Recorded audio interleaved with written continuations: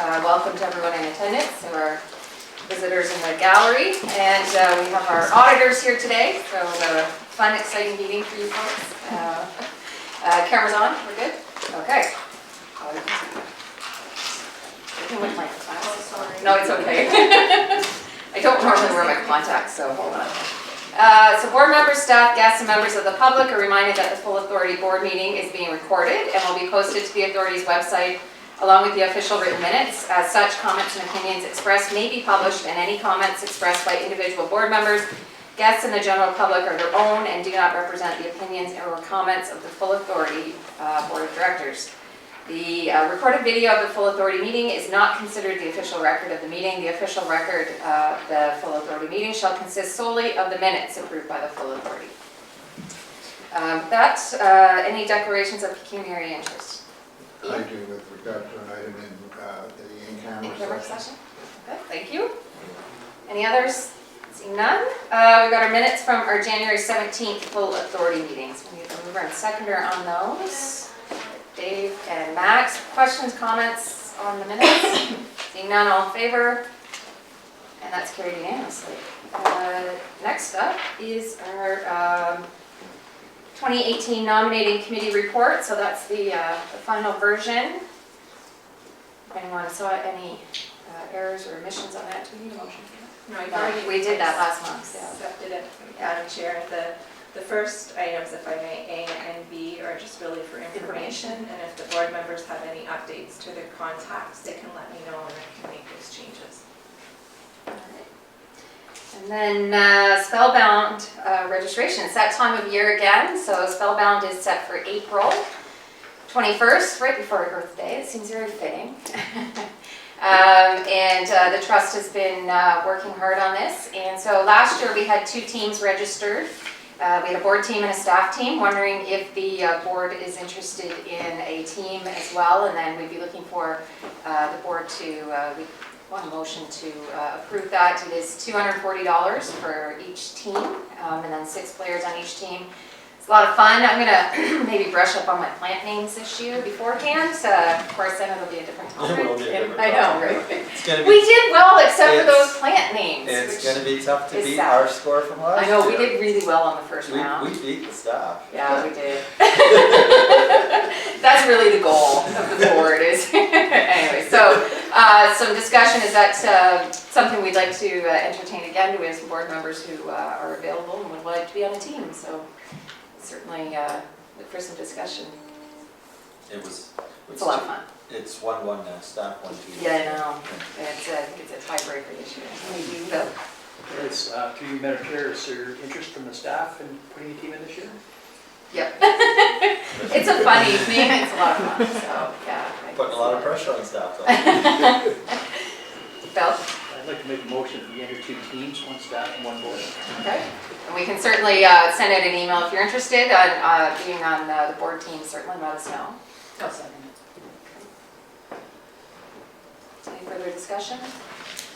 Not on the motion, all in favor? And that's carried. We'll stack our team, get our team members lined up later. Don't get me. Oh, it was fun.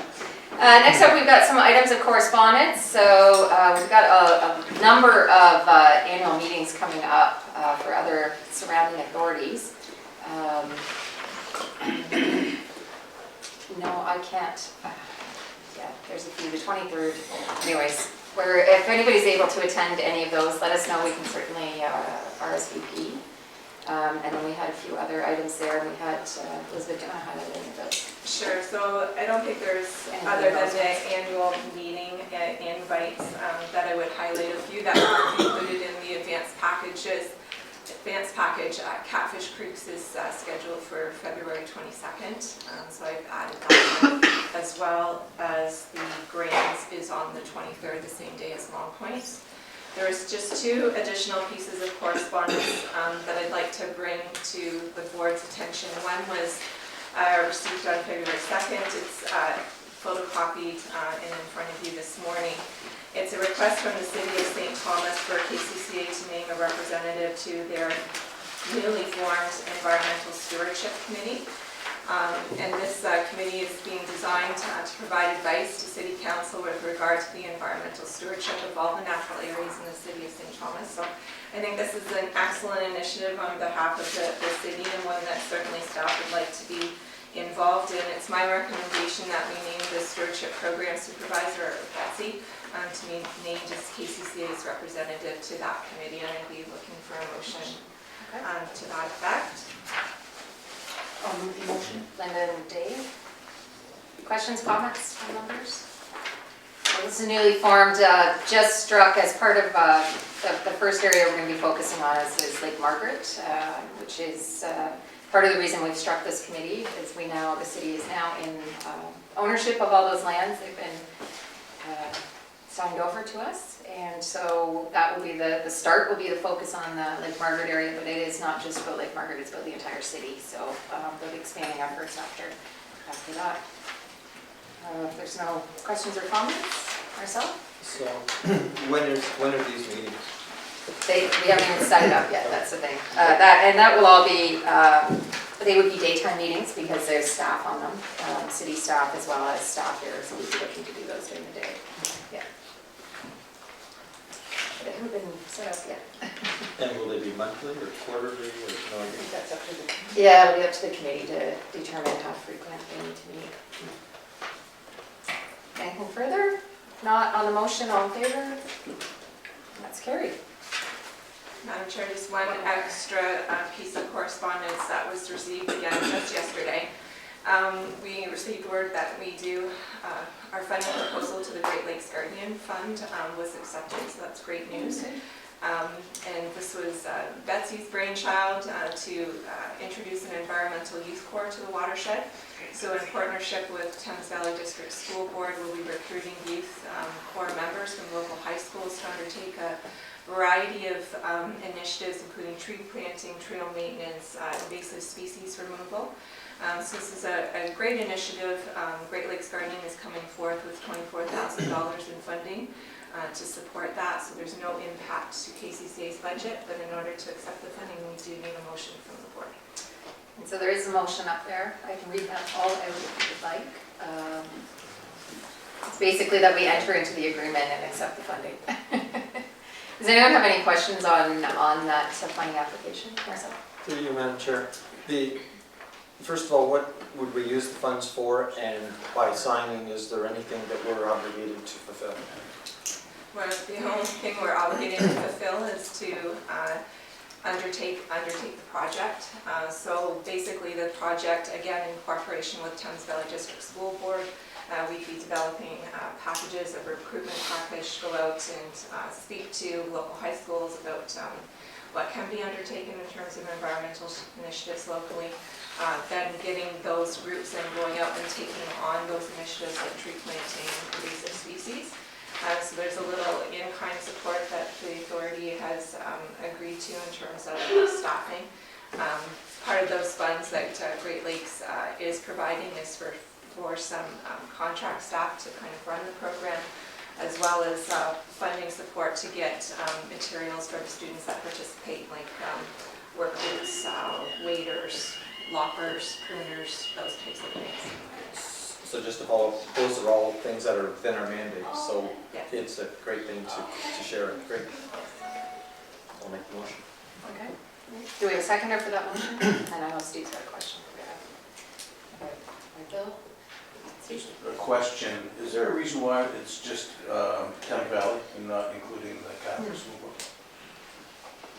I'll let Betsy answer that, I'm sure. No, we will definitely approach St. Joseph's Catholic School in St. Thomas to see if any of their students want to participate, but in order to apply to the Great Lakes Guardian Fund, we had to have a community organization sign on, and we just have a great relationship with Aaron at the Thames Valley Board. Okay, I just wondered. Yeah, no, we'll definitely open it up to their students as well. Any further questions or comments? All right, on the motion then, all in favor? That's carried unanimously. All right. Madam Chair, before we move on, can I just get a motion on all the other correspondence? Oh yeah, that we to received? receive for information. Linda, seconder. Ralph? Madam Chair, could you say again, when was the catfish annual meeting? It's on the Just The 22nd. 22nd, it's Yeah, 26th. 22nd. And then where is that? It'll be at the East Elgin Community Complex. Usually it's. Yeah. I just saw the email come in yesterday, I didn't look at the time, but it's usually afternoon, right? 26th. 2 o'clock, did someone say thank you? Okay. Thank you. Motion to receive the correspondence for information. Max, Linda, all in favor? That's carried. All right, now the reason we're all here, right? Our audited, draft audited financial statement. So first up, we had the staff report that was included, which highlights, really highlights the audit, I guess. I'm going to turn it over to staff at this point. Madam Chair, I don't want to Give steal it to- Scott's thunder. I know, let you guys have it. You're doing the details now. But in general, Scott and Graham Scott Enns was in the week of January 22nd to 27th to complete the audit. The transfers from reserves in terms of what we presented in your advance package were as basically as budgeted. We did bring over 6,000 from the stewardship reserve to cover off costs of the Clean Water Initiative. There was another reserve transfer for the Fair and the New Forest Festival to cover off their deficit as directed by their committee. It ended up with a positive year position of about 135,690, and those were allocated out back to the reserves as per your motion to the legal wage subsidy infrastructure reserves. And then Scott has agreed to come in today and make a presentation as well and answer any of the board members' questions. The floor is yours. Okay, fantastic. I don't want to disappoint, but we don't have any thunder. But that's a quick intro. Everybody remembers John Scott. He's the Scott, the Graham Scott Enns. I'm not the Scott, and Graham Scott Enns. He retired after 30 plus years at the firm. So just to get, we brought Jim Frederick. He's the partner now in Cattle Creek. I've been involved with the organization for the last 8 or 9 years somewhere. So I've been involved pretty heavily over the last just less than a decade. So that's a little history of, I guess, Jim and I being here. The 2 reports we as auditors need to present to the board are those charged with governance. You've all had them in your package, so we had a chance to read them. Is the findings letter. So this highlights any issues that we had during the audit, any issues with internal control or anything like that. So we asked that the board sign that, or a member of the board sign that letter to prove that we've discussed it, we've been in community, or at least seen it. So I'm assuming everyone's had a chance to read this, correct? Anybody have any questions about our audit findings letter? Yeah. Any concerns that you have for this board to be made aware of? Nothing came up during our audit. It was, I'm going to say business as usual, but it's a pretty well-run organization, so Thank you very no much. issues there. Okay, any other queries or concerns about our audit findings letter? Okay. The other part of it is the auditor's report. So in theory, the financial statements are that of management, and the auditor's report is what we provide as part of our service. So the auditor's report itself just kind of outlines, I guess, what management's responsibility is and what our responsibility is as auditors, which is to come in and review your internal controls, kind of highlight issues with financial statements, and provide an opinion on whether the financial statements are free from material misstatement, which is the final paragraph, which states our opinion. I guess I could read it out loud. That in our opinion, these financial statements present fairly in all material respects the financial position of Cattle Creek Conservation Authority as of December 31st, 2017, and its financial performance and its cash flows for the year then ended in accordance with Canadian and county standards for public sector entities. So that's called an unqualified opinion, which means we were not able to find anything that was materially wrong with these financial statements. So again, those are the 2 documents that we need to present as auditors to the board, those charged with governance of the organization. So does anybody have any questions about that?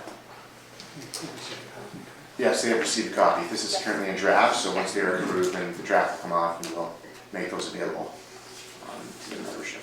Right. Anyone have any Okay. questions?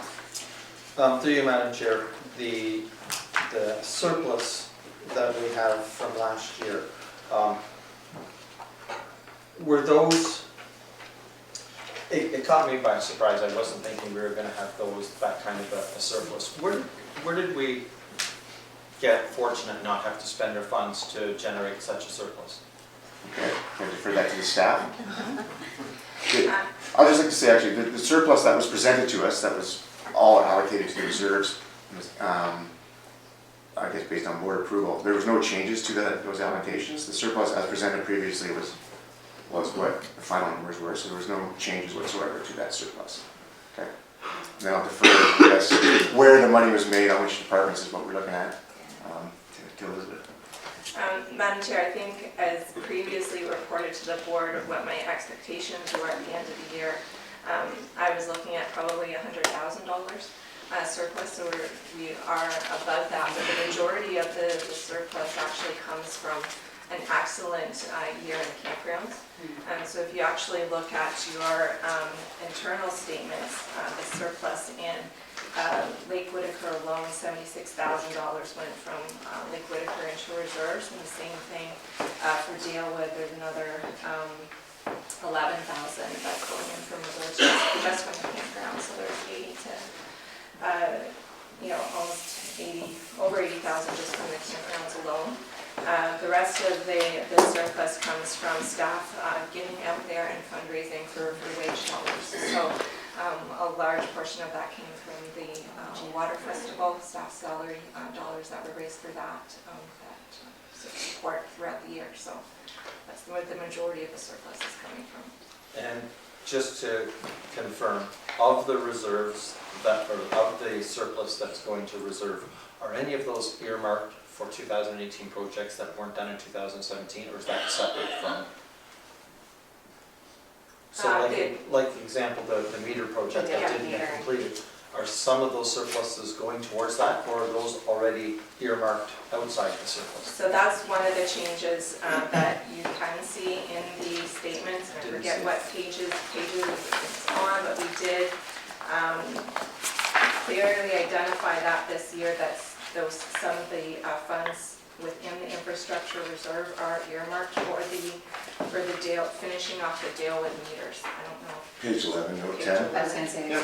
Funded capital projects, so that was last year's surplus, that's been spoken for, I guess, tonight, for projects that have not been completed. Page which? Page 11. Page 11 of the statements, page No, 53 of your package. Oh, yeah. Note 10. No, 10, yes. That's on page 52. I did see that, okay, Okay. Do you want to walk us through the statements, or we, I think we're I think everybody's seen them. seeing And I know them. that Yeah. I think you it's guys good. have pretty good detail Now, of if the there's board. any other questions, Linda? Just a comment I wanted to say to staff. I thought it was excellent. I was quite impressed with I know we had the surplus and all, but we held the line, and I think staff's efforts in some of those areas are to be commended. Because it's always a very, very tough budget, because we're so right in the middle of just breaking even. Back to the auditors, any additional risk factors that you think we should be aware of in this upcoming year?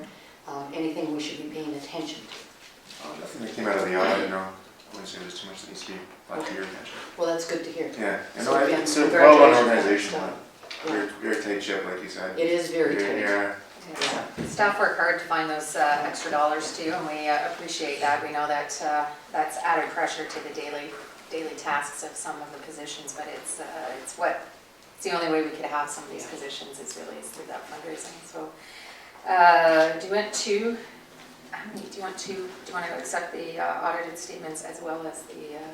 And accepting, usually approve the financial statements at the annual meeting. Yeah. But you can certainly, I would look for a motion to accept the audit finding letters Okay. at this time. So Dave and Ralph. So that's to accept the audit finding letter, and I'll sign that on behalf of the board. All in favor? That's carried. All right, then we'll have the statements in a couple of short weeks at our annual meeting. Great. That's it, other than we're going to leave? Yes. Well, you don't want to stay, Jim? You probably don't want us to stay. We thank the board and staff and management for their cooperation in performing the audit, and see you at the annual meeting. All right, thank you. Thank you. Thanks.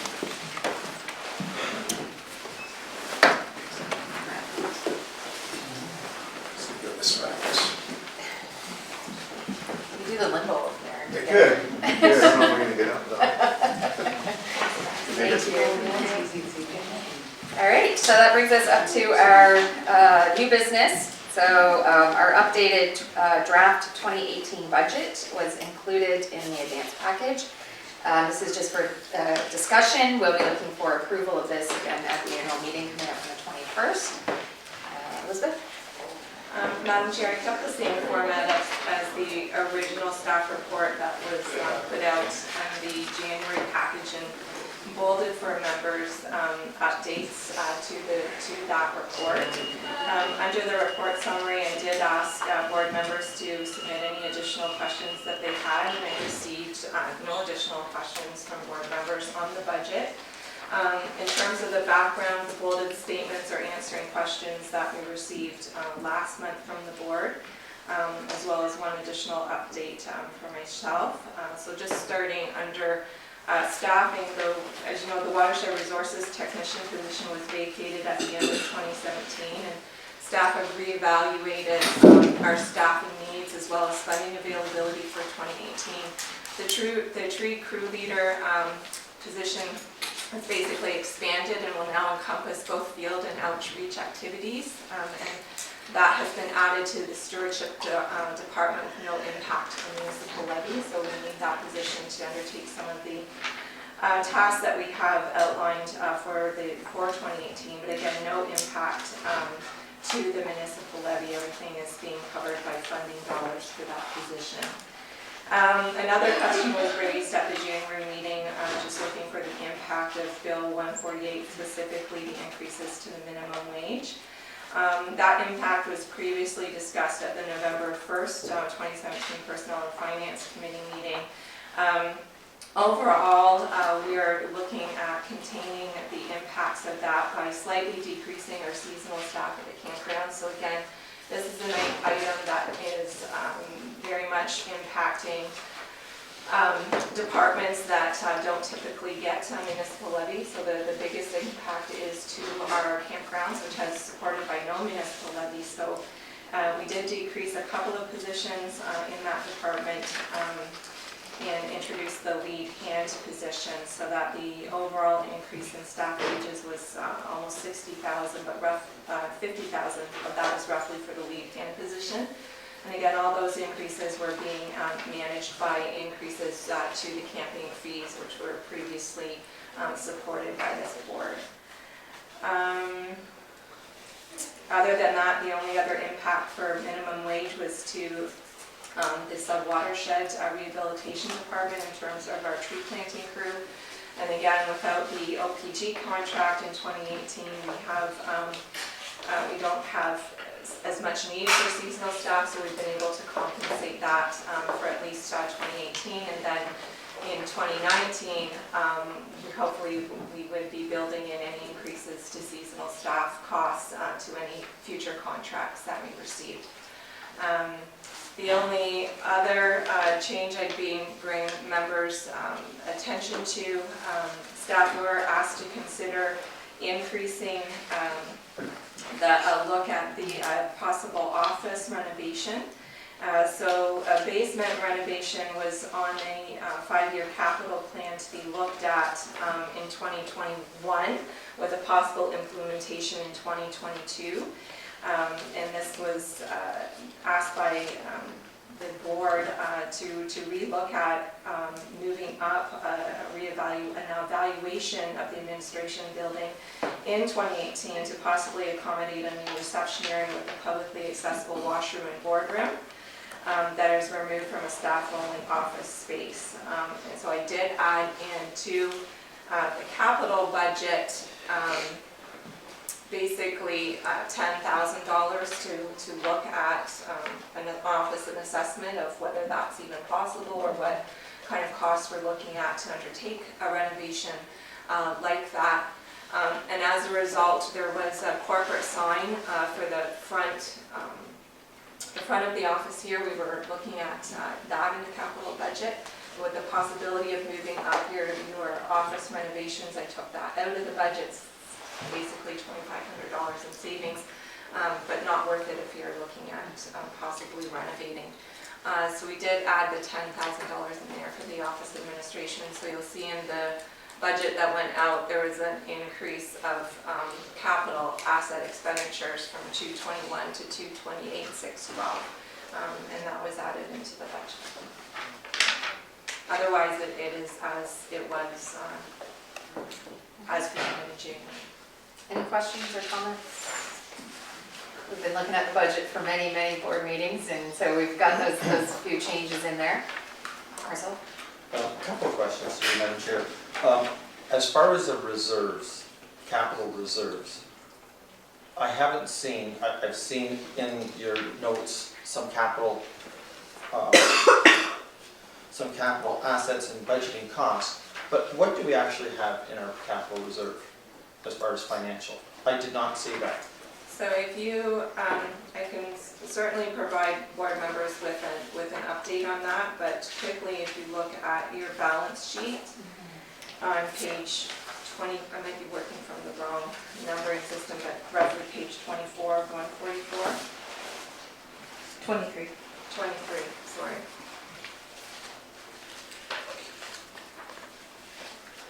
Your reserve balances are here. So if you look at the balance sheet of the December 31st, 2017 statements, your building replacement reserve at the very bottom is 101,000. Infrastructure is sitting at 52. Technology and communication is 31. Vehicle and replacement is 18.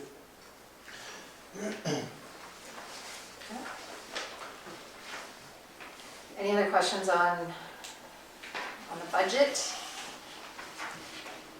Marcel?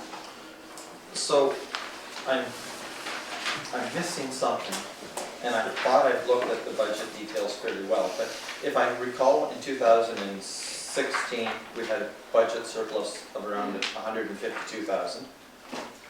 And this year we've got a budget surplus of about 130,000, 135,000. So obviously, in the following year, we're drawing from those reserves.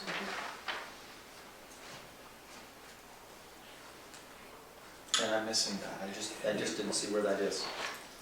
So unfortunately, without that, and I guess after the meeting, I'll take some time and I'll ask those questions because I'm missing where we're doing that, where it's crossing over. But that's okay. My point was going to be, at the end of the day, my understanding is the budget. If you have surpluses, those surpluses were part of that budget and we didn't use. And they either need to be taken, and I've said this before, it sounds like a broken record, but it's what I believe. Those funds need to, because they were budgeted, they were asked for from the municipalities to cover the expenses, operating capital for that year. If they're not used, they need to either be requested to be put into reserve or given back to the funders. And each year we don't do that. And when we have a significant surplus every year, I scratch my head, what are we doing wrong? Because a budget's supposed to be, I'm glad that we're not spending all the budgeted monies. That's a great thing, because many government organizations try to spend every last dollar because otherwise they don't get them the following year. But it concerns me, and I don't understand how those budgeted monies the next year get used, and I'm missing that. So that's the part that I question while I say this. But if we have that kind of surplus, why are we increasing our budget by 7%? So the majority of the surplus does come from year-over-year, comes from our campgrounds. And it's just reality. We get a good year and we could get a bad year. And then we're in big trouble, so that's why we put the money away.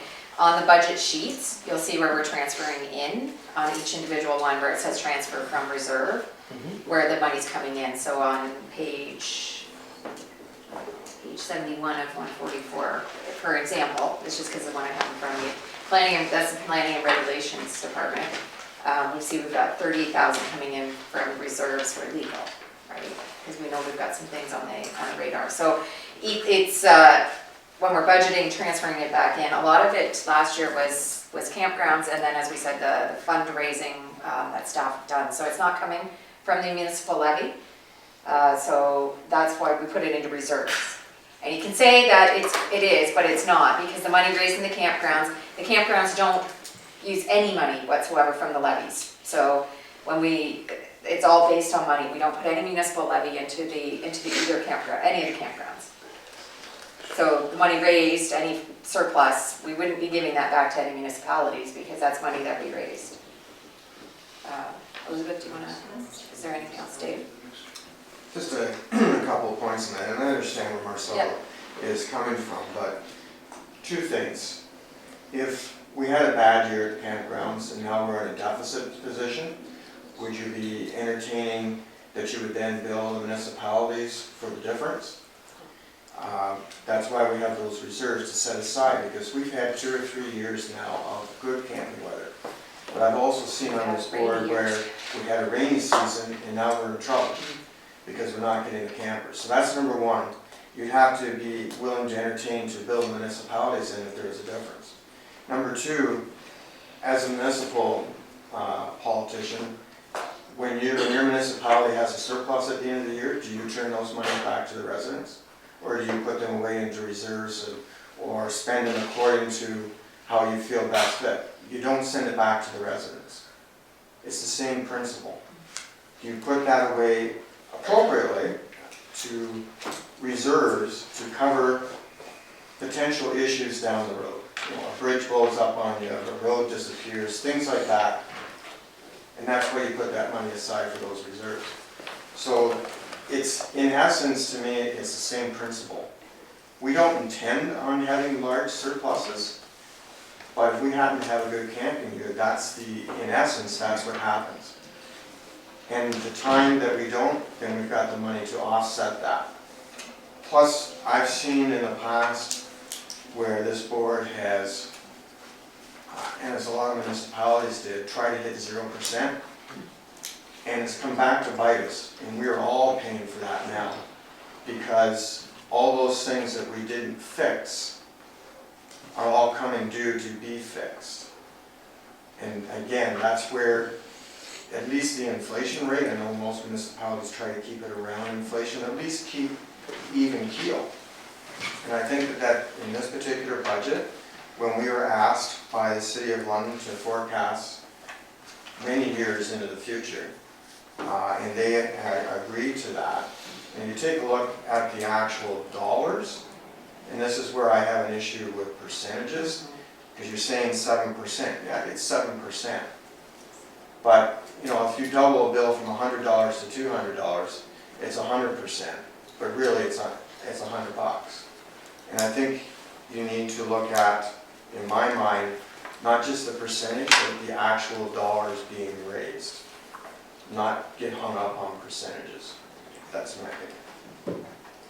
Marcel, did you want to? So I thank you for your comments, and I don't disagree with those comments to a degree. But from my perspective, when I know that when I sit at Thames Center and Upper Thames Conservation Authority comes to our meeting and gives us their annual report and their draft budget, it does include funds for campgrounds.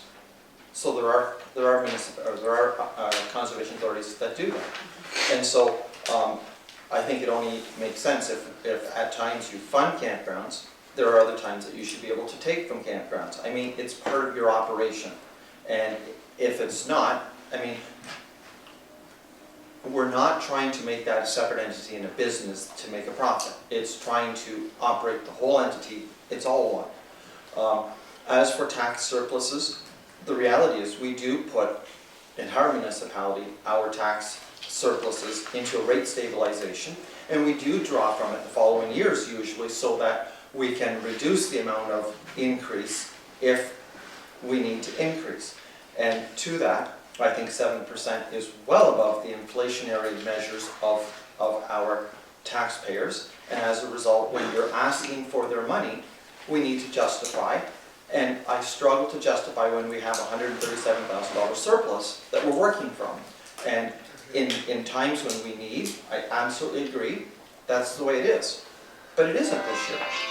Then on top of that, with respect to capital, I recall that when a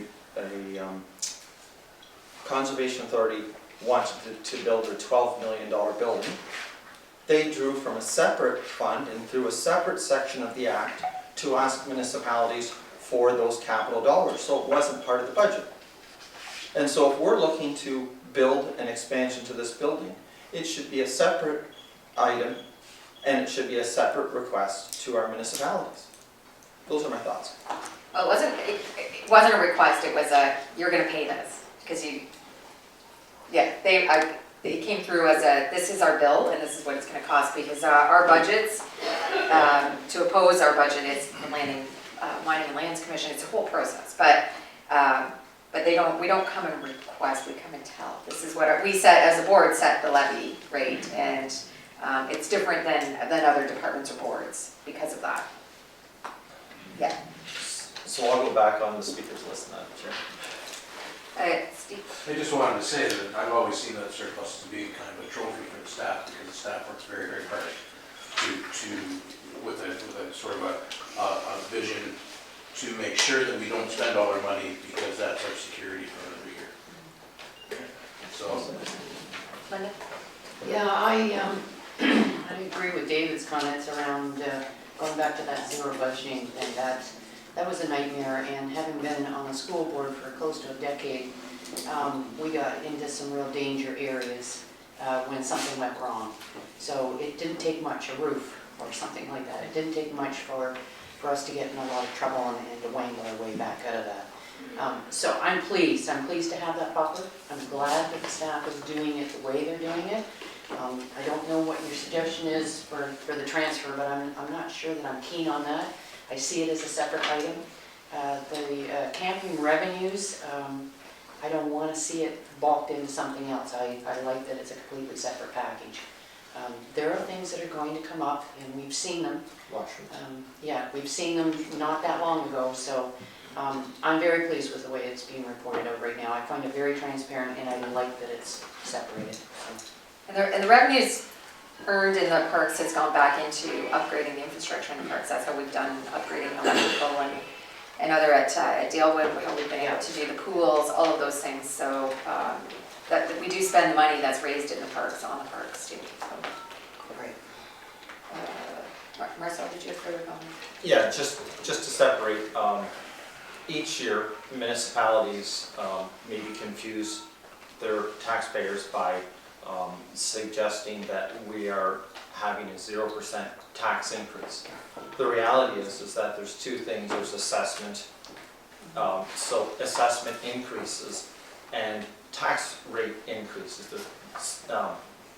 So because farmland, as an example, has increased dramatically, we're seeing increases in actual assessment values of properties, and as a result, even though it looks like municipalities are keeping their tax rates very low, the reality is when you look at actual tax increases, they're still fairly significant.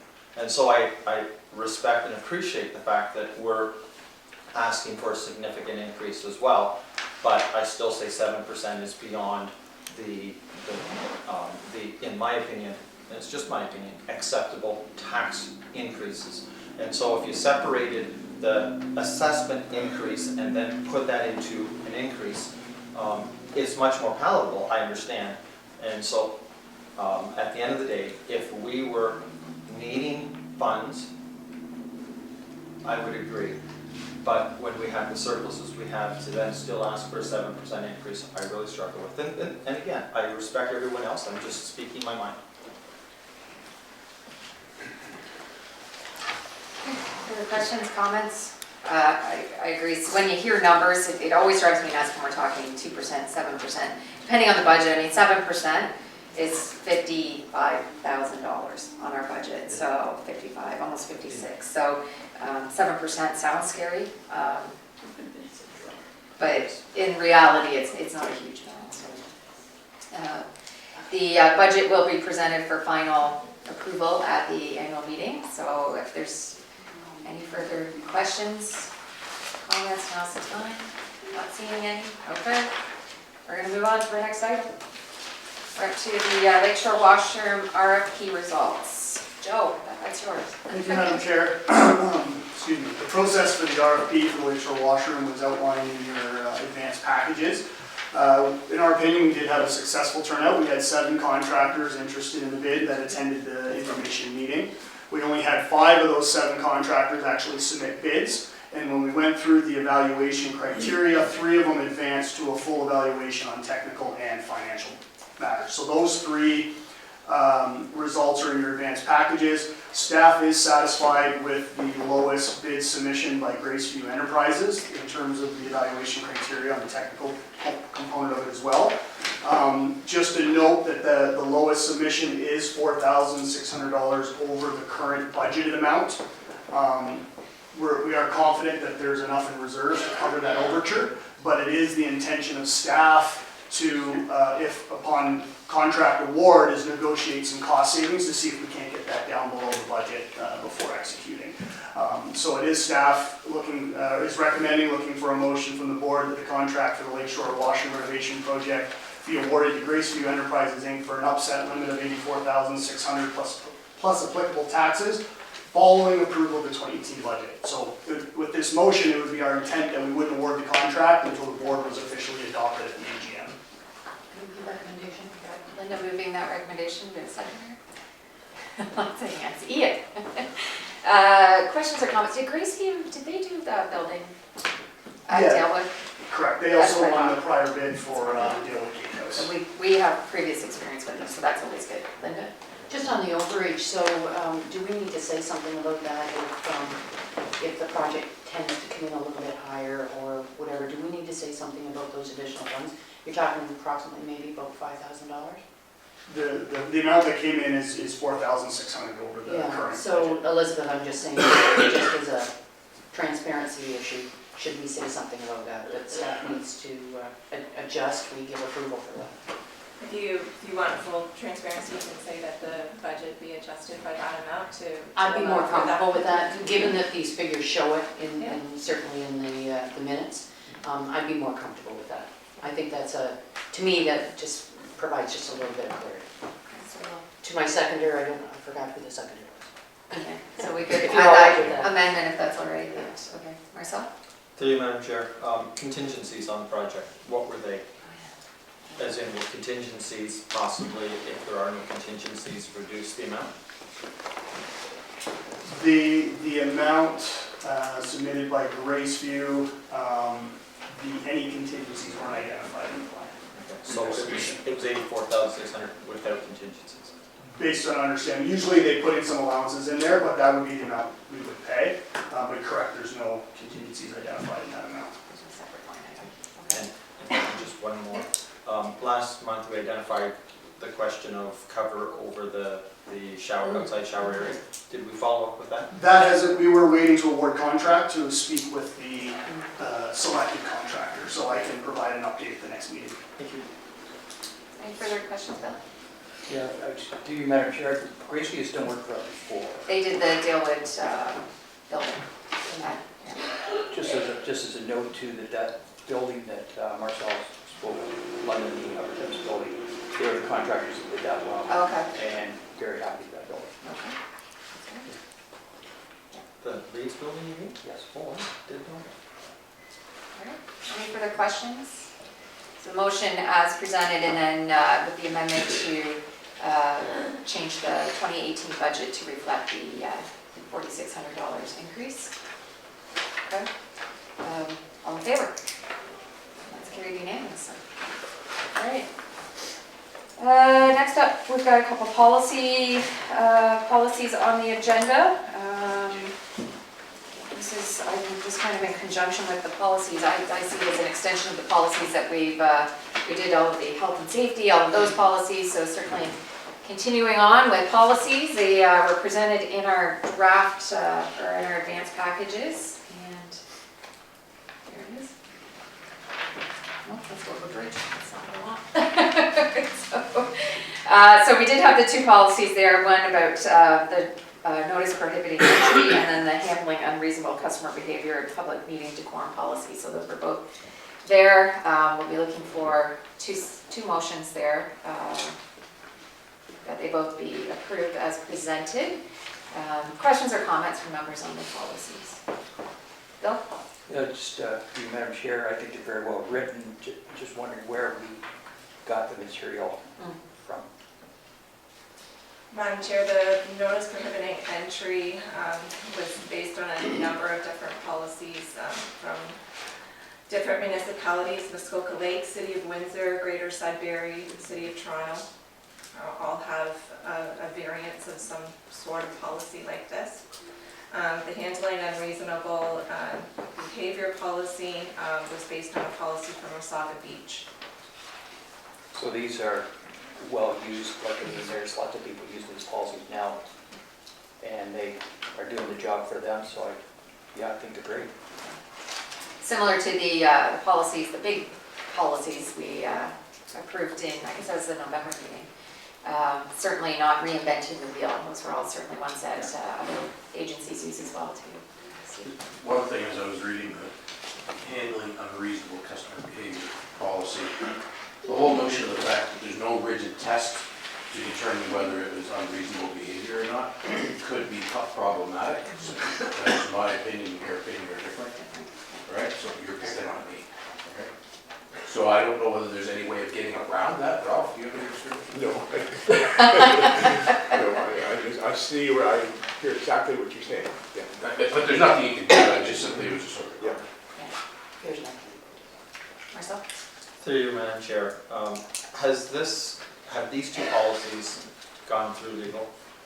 Yes, they've been reviewed by legal. And legal have given a letter of approval to these that, and why I ask that is because of, after having read the Bracken report and seeing how the courts have given a lot of latitude to the individual there, it certainly sets a precedent that I believe that we're way too far beyond what the courts will accept, and we're going to find ourselves into legal positions of having to defend what we're doing. And I'd rather know that legal is behind us saying that this is absolutely correct and that they're willing to defend us before we put these policies in place, because at this point, reading the Bracken report and seeing what the outcome of that is, I can see that what we're saying and what the Bracken report decision says are polarizing. Yeah, I think it's important to note too that the Bracken case was certainly around a public space. We're not deemed a public space, a public body. And Joe and I have been over this a number of times with Tim, with legal counsel, and we fall in a different area there. So that's one of the main differences between the two. This really helped him capture that correctly for us. Yeah, I mean, we can confirm the policies have been vetted by our legal counsel, Tim. We don't have a formal letter stating it. We certainly have email communication with recommended edits that have been incorporated into the policy. You know, I'm not just wanting to do that on every policy that comes forward to the board. I mean, policies are meant as guidelines. All policies are challenged, doesn't matter what they are. But you have to have a starting point, and staff needs something in order to guide them. Certainly, I'm fine with this. If other organizations have also used this, probably the wording is sufficient. I'm not disagreeing, Steve, though, with the challenges, because challenges are just that. I mean, everybody's going to look at your policies and find some wording that they could challenge. I get that, but you still have to give some guidance to your organization, and that's what policies do. It's just difficult. It's difficult that we have to get to these, I call them almost nitty-gritty type behaviors. But it is something I think we need to do to protect the organization.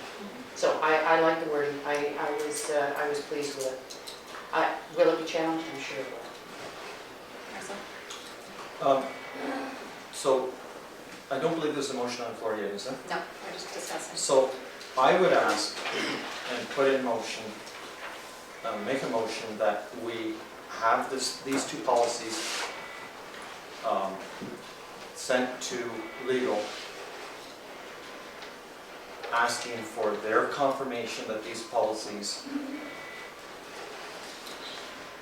will protect us, or something to that effect. I would like to see that legal are accepting this because I think that's money well spent to protect us as if we have a challenge. So we have done that already. For your comfort level, we do have for our in-camera session legal counsel here for a certain item. So we could defer this right now, these two policies, until after the in-camera session. And you can ask and when the legal counsel's here, and certainly we can have that discussion. Certainly would be an open discussion. I'm not saying that we need to move this discussion in camera, but legal counsel will be here for that. So we can certainly, when we come back out of in camera, have that discussion and that confirmation that they've reviewed them. If that works. That does work, but just so that Yeah. we have that discussion, could that happen before we go in camera?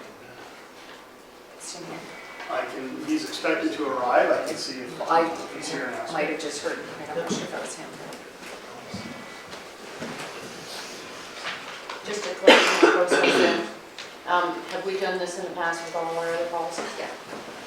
Legal release policies for us, make sure we're. But on do the they right give page. legal opinion? I mean, it's. He one would thing tell to us, review. if they review them and say, don't put that in, staff isn't gonna present us something with a paragraph that legal has said leave that in, right? Because I don't want to get into the cost factor every time we're bringing a policy forward. We have a lot of them. I think we've got them pretty much covered off now after the big ones in November. That was all the personnel stuff and health and safety and all of that. These are around board meetings and just meetings in general. I think we've covered off all the policies by now. We have our admin policy. Admin policy that's going to be updated. CA activity. Yeah. So once we have, I think with the regulations in place. No, the Conservation Ontario is developing a template. So just as a, please, Madam Chair, just as a sidebar, the new requirements that the Conservation Act put forward that were going to make us more accountable, where can we find them? Because I was looking for them and I couldn't find them, and when do they come into effect? I can send that back out to you. Yeah. I was going to say Conservation Ontario would be the easiest place to check. Well, I did would check think. the new act and it wasn't clear, so. Well, that's even why- just on Conservation Ontario's website, not even the legal laws or anything like that. They might, but yeah, we have some. We'll just wait for Joe to come in.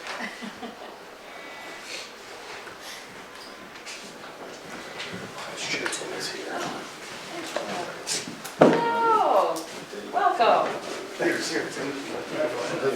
we just, we're at the two policies, the notice prohibiting entry and then the handling unreasonable customer behavior in public meeting decorum policies. So there's just a question of, have they been reviewed by legal? Are we okay? We're not putting something in place that if a challenge came that if we needed you to defend, that you'd be going, oh my God, why did you guys approve that? Well, the one on the screen, let's put it this way, the one on the screen here, Joe's computer, see on his hand, I'm usable customer behavior. That one you see, I read them both, want to be clear, I read them both carefully. I edited them both, but the other one got a lot of it. I made a lot of changes to it. So That was when- the one- prohibiting entry one? Yes, Okay. so that one, if you, with the one we're reading is substantially different than, not, it's different in terminology more than anything, than the one that was sent to me. Okay. So they were vetted, and I'm confident that they're good policies. If they're challenged, I like to always think that we can succeed. If Good I get answer. appointed a judge, I'll tell you that you will succeed, but. Okay, is that, It does. So just to my question of the Bracken report and the decision from the courts with the Bracken report, why do we not need to follow the same rules? What is different between CAs and municipalities? I don't know the answer to that question, because I think that when we talk later, I have some comments about the Bracken decision.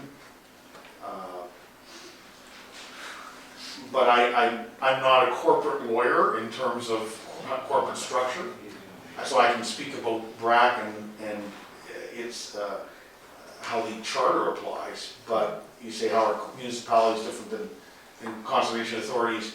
that's a matter of corporate law that I can't even go into because I have no idea in terms of corporate structure or things like that. So I'm sorry, No, thank you. my partner Granny was on that. Okay, were there any other questions on those policies? Okay, so we've got, we need two, we'll do them separately so that they're each done separately. Yeah, thanks, Tim. So we've got first motion. I'll withdraw my motion. Yes. I figured since we had Tim come in, that was, okay. So the first one is that the notice prohibiting entry policy be approved as presented. Can I get a mover and seconder? I've got Linda and Stephen. Chair, can I get a recorded vote? Yep. Recorded vote, there's the sheet.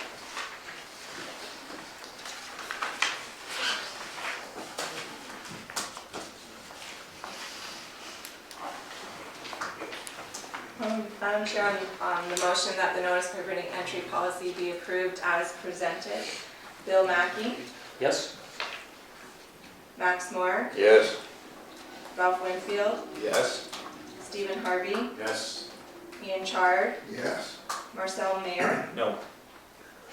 David Marr, Yes. Linda Stevenson, Yes. Yes. and the motion passes. Okay, and then the second one is that the handling unreasonable customer behavior of public meeting decorum policy be approved as presented. Linda moving that, Dave seconding. All right, on the motion, all in favor? Opposed? Noted, that's carried. Okay, next item is our Dalewood Road Bridge Replacement Project, and this is around the DFO offsetting policy.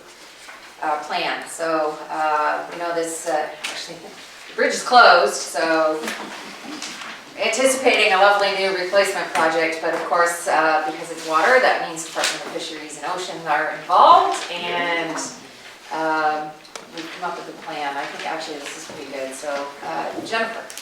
Thank you, Madam Chair. Just quickly, as Madam Chair mentioned, the City of St. Thomas is proposing a new bridge for the Dalewood Road. The nature of the project requires DFO approval and offsetting measures. The proposed offsetting measures will affect lands owned by KCCA. And as a result, the city and KCCA are working together to develop an offsetting plan that's mutually beneficial for all parties. This is a great opportunity for us. And as there will be no cost for those projects as well, which are also fantastic. Up on the screen is a picture of the Dalewood Dam, looking from the bridge towards the dam. It's a little difficult to see, but for this particular section, one of the benefits to this offsetting project is repairing and stabilizing the embankment that is leading up to the dam.